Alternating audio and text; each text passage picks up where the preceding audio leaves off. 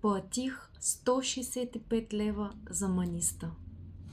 Ето това количество маниста заедно с това и малко метални елементи от неръждаема стомана дадох 165 лева.